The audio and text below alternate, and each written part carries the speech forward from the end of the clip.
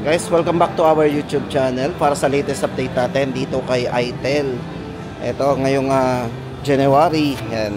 Guys, ngayong January 5, 2025. Ito po yung mga i-update natin sa mga naghahanap po ng latest model nila. Meron po sila ditong S25.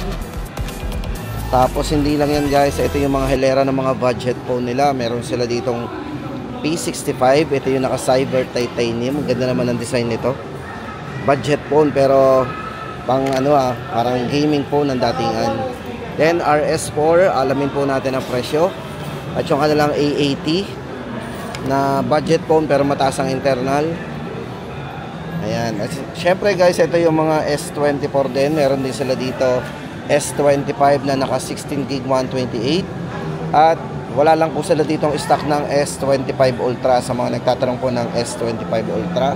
At meron po sila ditong 4G na A50. At ito po guys ay may dalawang variant, isang 64 at isang 128. At ito po yung kanilang RS4 na hanggang ngayon po ay meron pa rin silang stock nito sa mga gamer dyan. Yan. At syempre guys, hindi lang yan, meron din sila ditong tablet. Ito po yung kanilang tablet. Yan, Vista Tab 30. So ito na guys, umpisa na natin ang update natin. Unahin na po natin dito sa pinaka budget. So ito, kung naghahanap po tayo ng basic phone guys, ito yung kanilang 89020 4G. Yan, sa mga naghahanap ng basic phone dito kay itel, ito po yung kanilang basic phone. Yan. Ito guys is naka 4G at syempre guys size ng screen nito is naka 2.0. So naka 2.0 ng size ng screen niya. Yan. Yan. Para po sa presyo guys, kung naghahanap tayo ng basic phone dito kay itel, ang presyo po nito ay 999. O 999. So almost 1,000 lang. Tapos guys, ito dire-diretso na natin yung kanilang S24. Ito guys, hawak natin ang kanilang S24. Ito po ay naka 16GB RAM, 256GB internal storage. Yan. Ito guys, kung gamer ka tapos naghahanap ka lang din ng budget lang din na cellphone, itong hawak natin na S24 guys is merong 16GB maximum RAM. Then sa camera guys, meron siyang 108 megapixel na camera. Sa chipset, naka Helio G91. Size ng screen po nito is naka 6.6. Tapos naka 90Hz na rin yung refresh rate. At meron din siyang near field communication para sa transferring ng ating mga photos. Yan, pwede tayo mag-transfer gamit ang NFC. At para po sa mga specs and parameters guys, ito pagdating sa charging, ang kanilang S24, ito po ay naka 18 watts, naka Type-C, fast charging na. Yan, ito po yung naka color changing na tinatawag, yung design niya. So ito guys, wala lang tayo may pakita sa inyo. Maglalagay na lang po tayo sa screen ng ng unit. Ayan, para makita nyo din yung design. Ito guys, para sa latest update natin sa kanilang S24 na naka 16GB RAM. Yan, na naka 16GB RAM, 256. Yan, para po sa latest price update natin dito, 6,299. O, di ba? Napakababa pa rin po ng presyo nito. 6,299. Then ito naman guys, sa mga naghahanap ng latest model po dito kay itel, ito yung kanilang S25. Ito guys is 4G din, yung na-mention natin kanina is 4G din. Then ito po S25 naka 16GB 128. So ito pa yung merong 8+8 na RAM. Tapos internal nito is 128. Guys, ang maganda dito kay S25, ito ay naka super bright AMOLED display. So napaka-vivid po ng display nito. At ang maganda po dito, budget phone lang din to, pero ang fingerprint pagdating sa security ay nakalagay na rin po sa screen, fingerprint on screen. So ito po yung mga bago sa kanya. Syempre pagdating sa sound by DTS, naka NFC na rin yan. At syempre guys, meron na rin tong IP rating na IP54 para sa dust and water resistant. Yan, 32 megapixel po para sa kanyang ultra clear selfie sa mga mahilig mag selfie. So meron siyang malinaw na 32 megapixel na rin. 5,000 mAh large battery. At syempre guys, yun nga, inuulit ko, sound by DTS. Yan, S25. Magkano nga yung presyo nito? 6,499. Ito guys, para sa presyo ng kanilang S25 na 16 gig 128, 6,499. Then guys, sa mga nagtatanong nga pala ng kanilang Ultra o yung S25 Ultra, yung po ay 256 gig. Price po nun ay 8,299. Tama ba, no? 8,299 ang price yung Ultra. Ito guys, para sa Ultra po nito 8,299 daw po ang presyo. Yan. Then ito naman yung update natin sa kanilang Itel A50. Yan guys, ito dalawang variant yan. Isang 64 gig. Ayan. 64 gig guys nito ay 3,499. At ang 128 naman po nito ay sobrang baba rin, 3,899. Diba? Anong gusto natin? Gusto natin mas malaki internal, 128 na po kunin natin. Ayan. Gusto naman mas mura, 3,500 lang to. Ayan, 64 gig. Para po sa specs and parameters guys nito, itong si A50 4G ay naka 6.6 big screen na naka dynamic bar na. Ayan. Diba? At saka maganda dito guys, itong kanyang A50 4G na to, meron na rin siyang 36 months of fluency protection. Smooth yan. Pagdating naman po guys sa kanyang mga battery, yan, ito ay merong 5,000 mAh big battery na naka Type-C na rin. Upgraded po ang OS nito up to yan, upgraded OS Android 14. At meron na ring side fingerprint para sa kanyang security unlock, face unlock and fingerprint. Yan, ulitin po natin ang presyo guys, A50 4G 3,499.64 and at 3,899 naman ang 128 gig. Ito na guys, para naman sa kanilang RS4. Ito yung kanilang RS4 para sa latest update natin sa kanilang RS4. Ito po yung box niyan. Yan. Guys, ito para sa kanilang RS4. Ito naman yung design. Ayan, unahin na po natin ang kanyang chipset. Guys, ito ay naka Helio G99 Ultimate. Pagdating sa charging, itong si RS4 ay naka 45 watts fast charging na din. At naka 120 Hz na rin po yung refresh rate ng screen nito. Ayan. Then guys, ito sobrang laki na ng internal storage. Ito ay merong maximum RAM na 24 gig, maximum RAM 256 gig internal storage.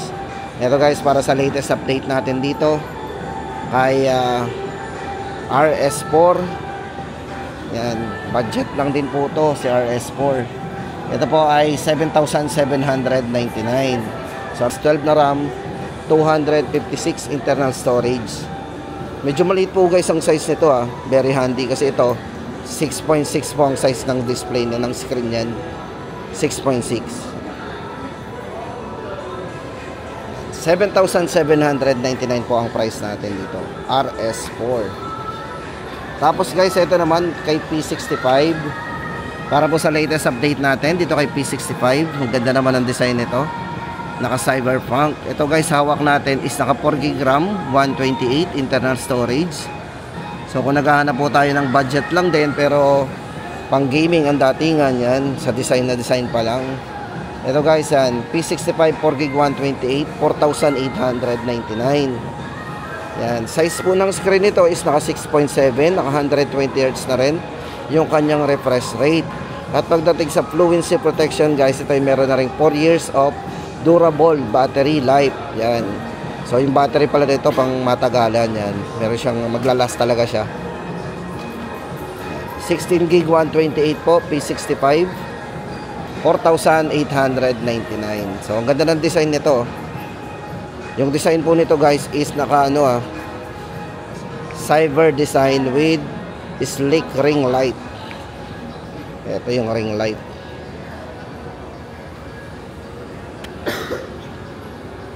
Tapos guys, hindi lang yan, ito pa yung mga tablet nila. Alamin din natin yung kanilang mga tablet. A80, ito pala guys, A80. Ito para sa update po natin ng kanilang A80. Itong hawak natin guys is 4 GB 128.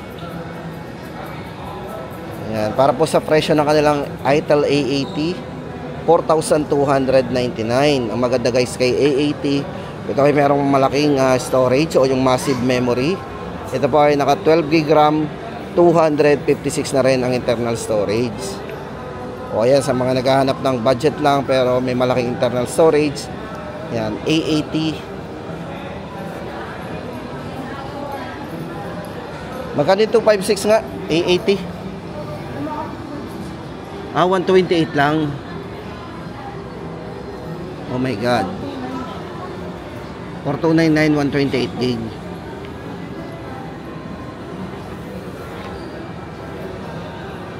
Ulitin nga natin. Ito guys, para sa kanilang A80, para sa latest update natin dito kay itel. Itong hawak nating A80 guys, yung kanilang 4 gig 128. Ito guys, budget phone din, pero price po nito is very affordable din kasi 4,299 lang ang presyo nito. Yan, 4,299 A80. O, di ba? Sa mga naghahanap ng budget lang din.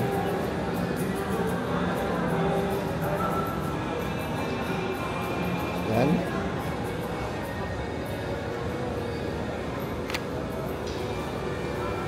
Tapos guys, ito yung tablet nila. Magkano yung tablet nyo?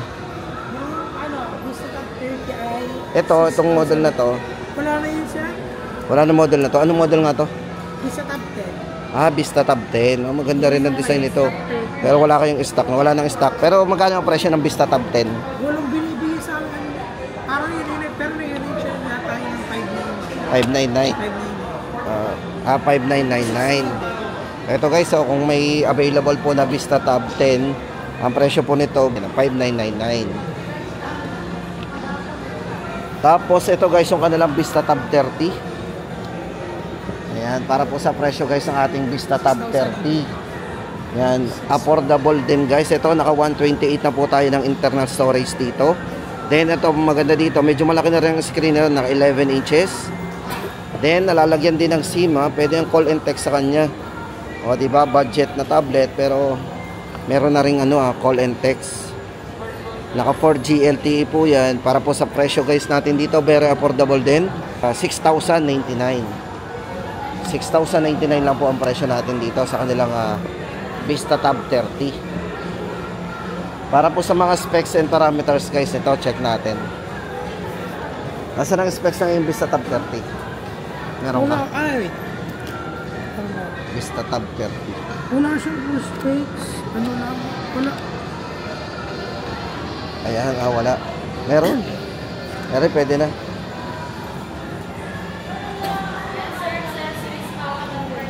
Ito guys, para sa kanilang Vista Tab 30. Ayan, para po sa size ng screen. Guys, ito ay naka 11 inches full high definition display. Then, yung kanyang internal storage is 128 na po. Ang RAM po niya is maximum hanggang 12 kasi ang original RAM po nito is 4. Yan, meron siyang 8 gig extended RAM. Ito guys, para sa battery po ng kanilang Vista Tab 30. Ito po ay merong pang matagalang battery, 7,000 mAh battery na din. Diba?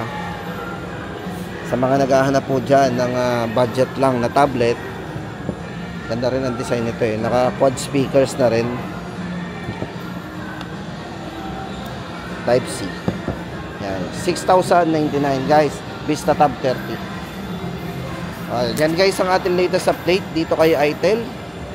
O ano pang hinihintay natin guys sa mga naghahanap dyan ng at hindi pa nakapamili ng phone pero budget lang ang kailangan nyo, dito tayo kay itel guys. Marami tayong pwedeng pagpilian.